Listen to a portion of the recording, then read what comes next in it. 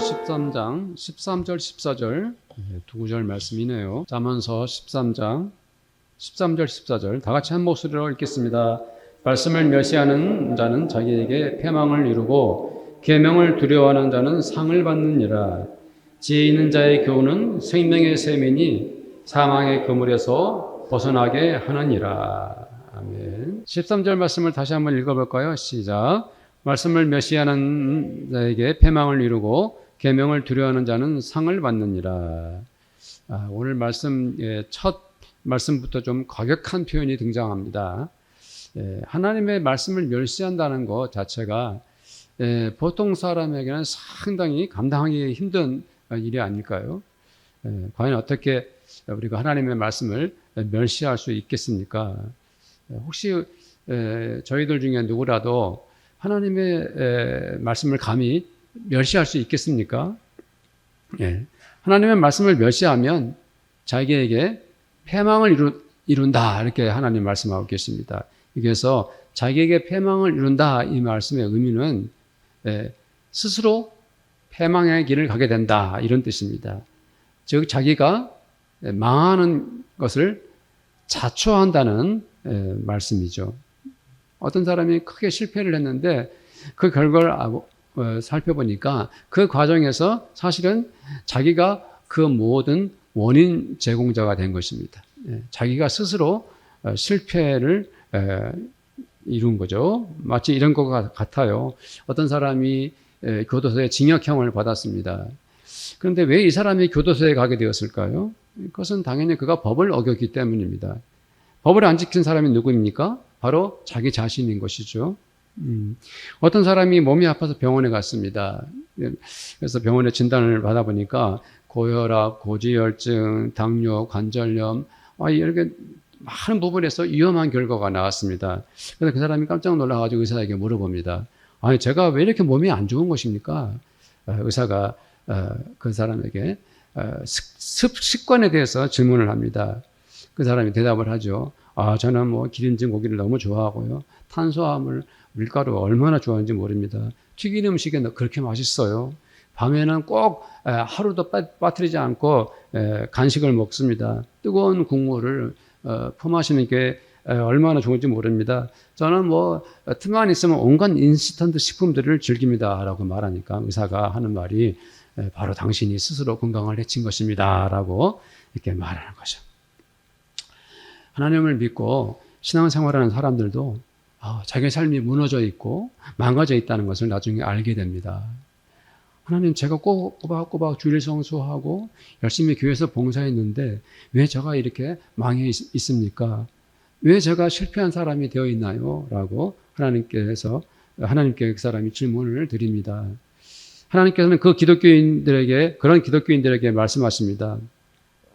사실은 네가 그 실패를 자초했다. 제가 무슨 잘못을 했나요?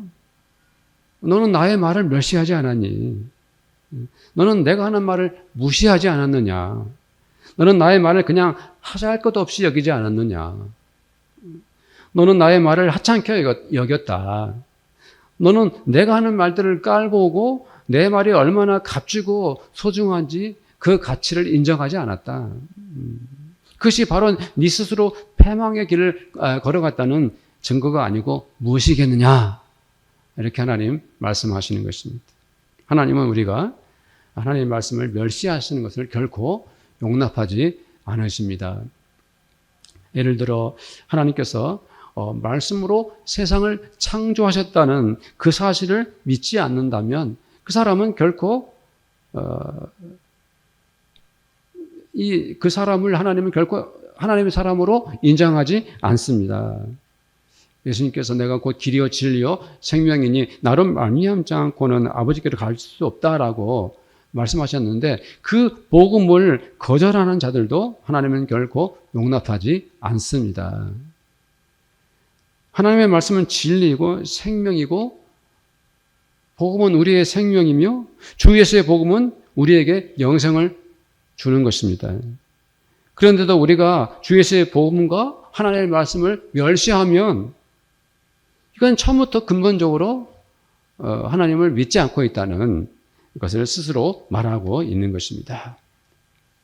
성도님들, 나를 낳아주시고 잘 길러주시고 사랑해주신 부모님을 우리가 잘 모시고 섬기는 첫걸음, 가장 중요한 것, 가장 우선순위에 둬야 할 것이 무엇입니까? 그것은 부모님의 말씀을 존중하고 부모님의 말씀을 잘 듣고 그 말씀대로 살려고 하는 것이 자식으로서 부모님을 사랑하는 증거인 거죠.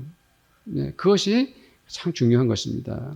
그러나 부모님이 하시는 말씀을 자식이 잘 들으려 하지도 않고 심지어 부모님의 말씀을 거역하고 멸시한다면 그 부모와 자식의 관계는 깨어진 것입니다. 깨어지고 만 거죠. 사랑하는 성도님들, 우리 성도님들은 하나님의 말씀을 결코 멸시해서는 안 됩니다. 우리가 감히 어떻게 전능하신 하나님의 말씀을 깔보거나 비웃을 수 있겠습니까? 그러나 우리가 어떻게 하는 것이 하나님의 말씀을 멸시하는 것입니까?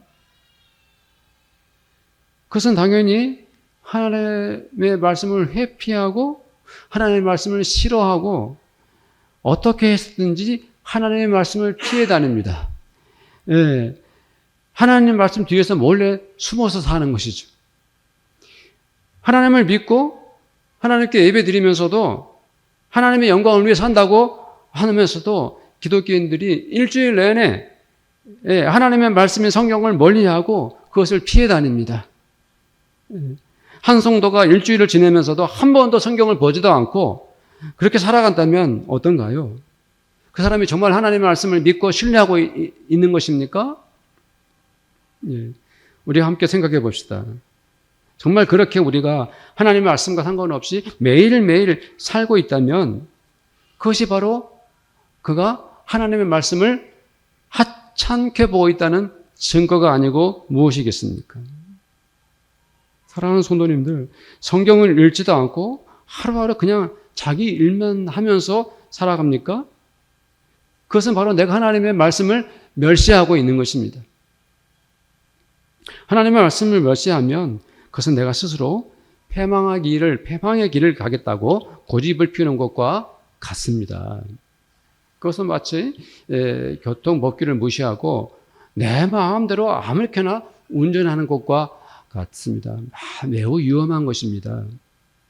그렇게 법을 하찮게 여기고 자기 마음대로 운전하고 자기 생각대로만 산다면 언젠가는 그는 스스로 판 함정에 자기가 빠지게 될 것입니다.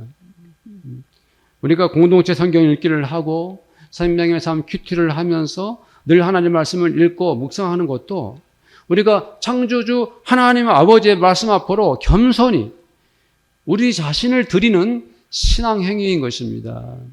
네. 하나님의 말씀인 성경을 읽지도 않고 묵상하지도 않고 생활하는 성도가 있다면 당장 회개해야 합니다. 빨리 뉘우쳐야 합니다. 오늘부터 당장 공동체 성경 읽기도 하고 성경을 펴서 읽기도 하고 성경 말씀을 묵상도 하고 그 신앙생활로 돌아가야 하는 것입니다. 이어서 하시는 하나님의 말씀을 들어보십시오. 하나님께서 뭐라고 말씀하셨습니까? 계명을 두려워하는 자는 상을 받느니라, 이런 말씀을 해주셨습니다.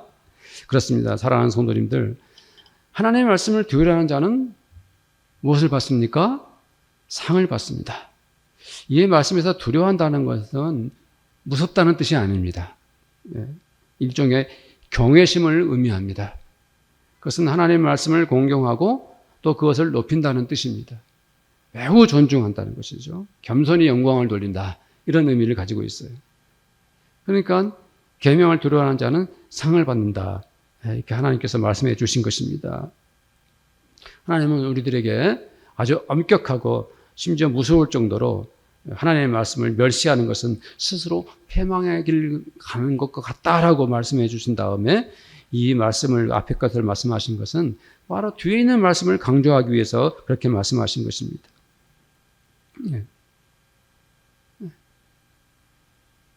하나님의 말씀을 두려워하는 자에게 상을 주신다, 하나님 말씀하고 계십니다. 하나님은 어떤 상을 주시겠다는 것일까요? 우리는 성경에서 하나님의 말씀을 두려워하여 하나님께 상 받은 사람들을 수없이 알고 있지 않습니까? 그 중에서 아브라함은 하나님의 말씀을 들은 순간부터 그 말씀을 두려워하여 즉시 순종하고 하나님 말씀하시는 대로 약속의 땅을 향해 갔습니다. 아브라함은 심지어 자기 아들 이삭을 바치라고 하시는 하나님의 말씀 앞에 하나님의 말씀을 두려워하며 그 아들을 드리려고 바치려고 했습니다. 하나님의 말씀을 두려워하고 그 말씀대로 순종한 아브라함에게 하나님은 어떤 상을 주셨습니까? 그것은 아브라함 자신뿐만 아니라 그 자식들과 후손들에게 은혜를 주시는 가장 귀한 상, 최고의 상을 주셨습니다. 성도님들이 하나님의 말씀을 이렇게 진심으로 두려워하면 하나님 주시는 가장 큰 복은 나와 우리 자녀들과 후손들에게 하나님께서 큰 상을 주신다는 것을 꼭 믿으시기를 축복합니다. 아브라함의 증손자 요셉은 노예로 팔려가는 고난을 당했지만 그는 언제 어디서나 하나님의 말씀을 두려워했습니다. 그는 주인 보디발에게도 마치 하나님께 순종하듯 복종한 것은 그가 하나님의 말씀을 두려워했기 때문입니다. 보디발의 아내가 자기를 유혹할 때도 요셉이 그 시험을 이겨낸 것도 그는 하나님의 말씀을 경외했기 때문입니다. 하나님은 요셉이 억울한 누명을 쓰고 옥에 갇혔을 때에도 그를 형통케 하셨습니다. 왜 그를 고난 중에서 그를 축복해 주셨습니까? 그가 하나님의 말씀을 두려워했기 때문입니다.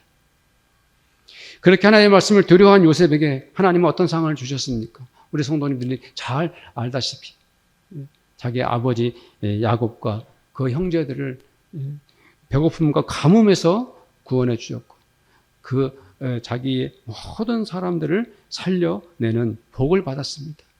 하나님의 말씀을 두려워한 자에게 주시는 하나님의 상이 얼마나 크고 놀랍습니까?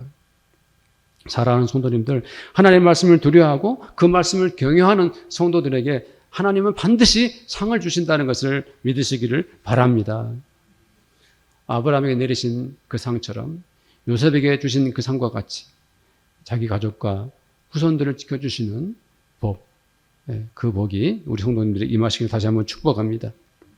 시편 112편 1절에서 5절 말씀을 함께 읽도록 하겠습니다. 할렐루야. 여호와를 경외하며 그의 계명을 크게 즐거워하는 자는 복이 있도다. 그의 후손이 땅에서 강성하며 정직한 자들의 후손에게 복이 있으리로다. 부와 재물이 그의 집에 있으며 그의 공의가 영구히 서 있으리로다. 정직한 자들에게는 흑암 중에 빛이 일어나나니 그는 자비롭고 긍휼이 많으며 의로운 이로다. 은혜를 베푸며 구워주는 자는 잘되다느니 그 일을 정의로 행하리로다. 성도님들, 이 말씀을 보면서 무슨 생각을 합니까? 정말 내가 잘되고 우리 후손들이 복을 받고 우리 교회가 건강하고 심지어 나의 나라 대한민국이 정의롭고 정직하고 우리가 이웃을 섬기는 그 근본이 어디에서 나옵니까? 그 모든 것이 어디서 나옵니까? 바로 여호와를 경외하며 그의 계명을 크게 즐거워하는 자에게서 그 복과 은혜가 시작되고 또 열매를 맺는 것입니다. 하나님의 말씀을 멸시하기는커녕 오히려 하나님의 말씀을 두려워하고 그 계명을 크게 즐거워하는 성도님들이 되시기를 저는 우리 주 예수님의 이름으로 축원을 드립니다. 자, 우리 14절 말씀을 읽겠습니다. 14절 시작. 지혜 있는 자의 교훈은 생명의 샘이니 사망의 그물에서 벗어나게 하느니라. 성도님들, 14절 말씀은 좀 주의 깊게 봐야 합니다. 이 말씀을 잘못 이해하면 지혜로운 사람이 교훈을 하면은 생명샘 같다라고 문자 그대로 이해할 수도 있습니다. 그런데 그렇다기보다도 잠언에서 말하는 지혜는 사람의 것이 아니죠.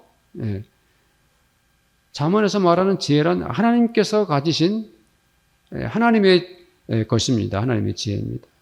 성경에서 말하는 지혜란 하나님을 경외하며 하나님 말을 믿고 신뢰하는 것입니다. 그것이 바로 참된 지혜인 것입니다. 지혜의 근본은 여호와를 경외하는 것이고 지혜의 모든 뿌리는 하나님께 있습니다.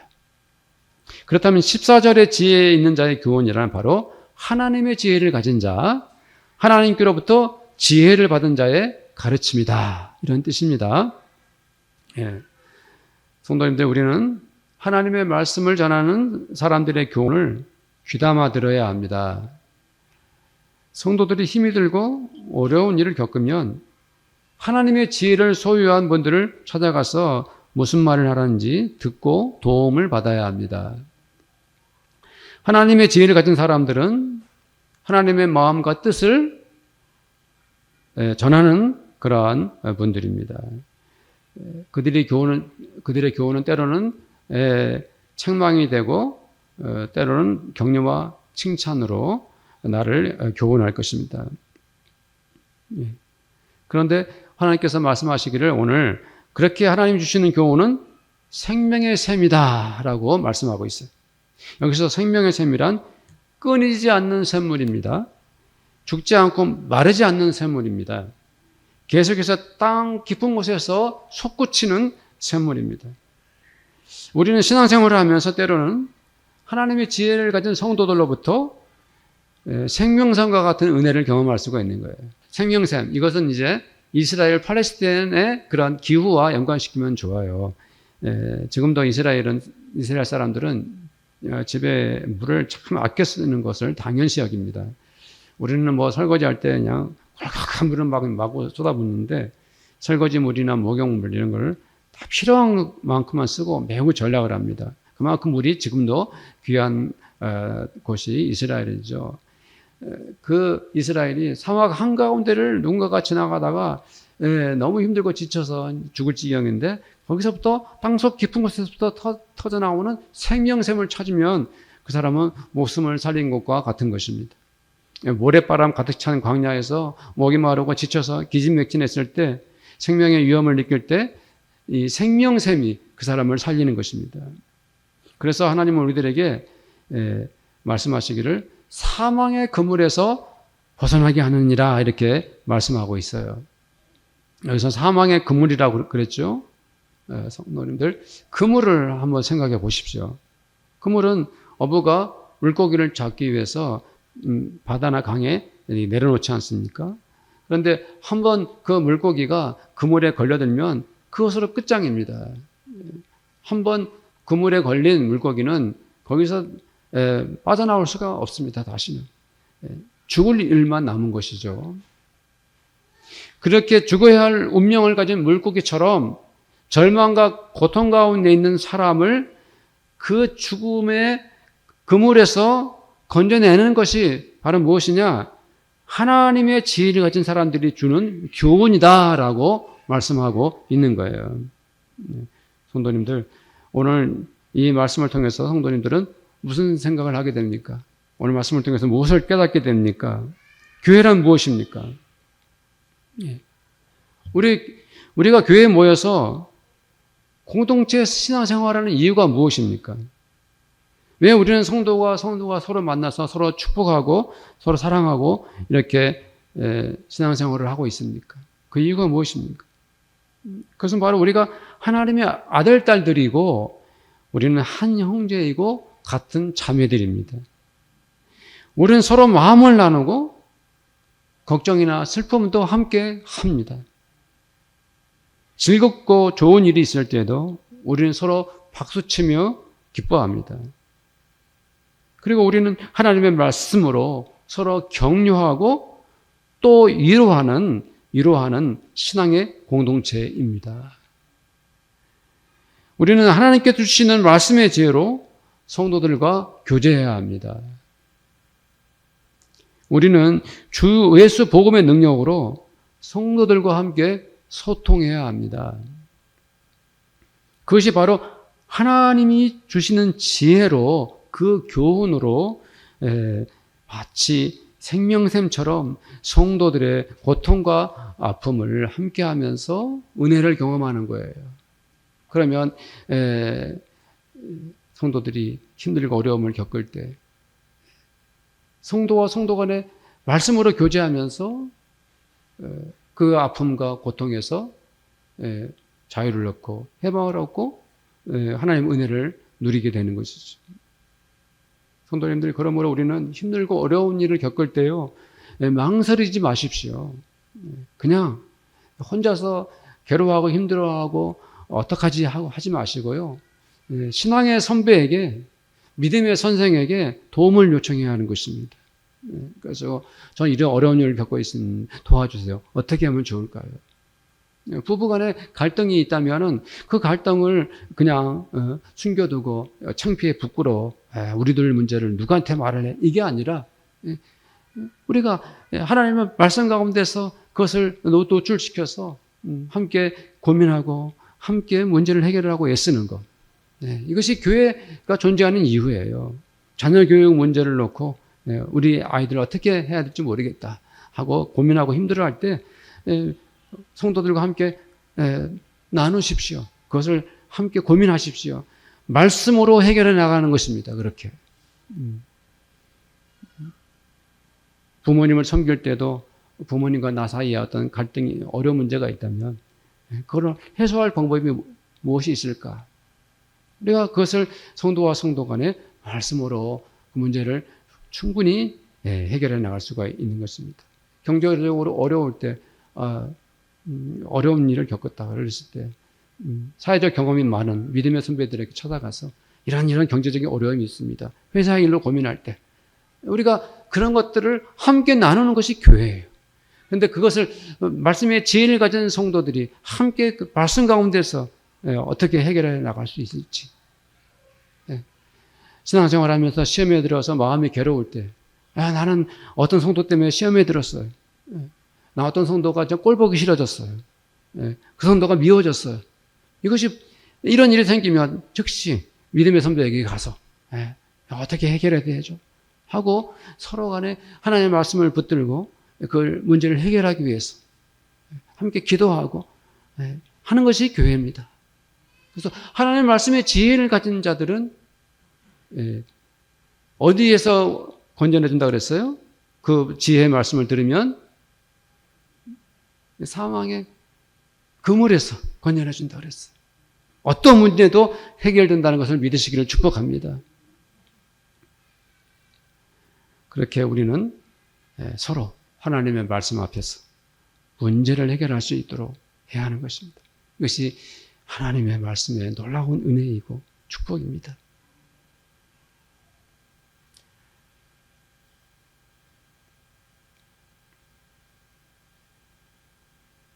저는 우리 교회 성도님들이 모두가 하나님의 자녀들이고 주님의 형제자매인 것에 감사합니다. 그것이 우리가 어떤 분이 힘든 일을 겪으면 같이 눈물 흘려주고 같이 슬퍼하면서 또 좋은 일이 생기면 아까 말씀드린 대로 박수치며 기뻐해주고, 그것이 우리 교회가 존재하는 이유입니다. 성도님들이 그렇게 서로 사랑하고 서로 격려하고 위로하는 은혜가 있기를 축복합니다. 성도님들, 오늘 우리 모두가 하나님 말씀 앞에 도전장을 냈으면 좋겠어요. 하나님, 오늘 말씀 그대로 저는 실천하고 결단하겠습니다. 다시는 하나님의 말씀을 멸시하는 어리석은 자가 되지 않겠습니다. 오히려 하나님의 말씀을 두려워하고 하나님의 말씀을 두려움을 통해서 하나님이 주시는 상을 마음껏 받아 누리겠습니다라고 결단하며 기도해 주십시오.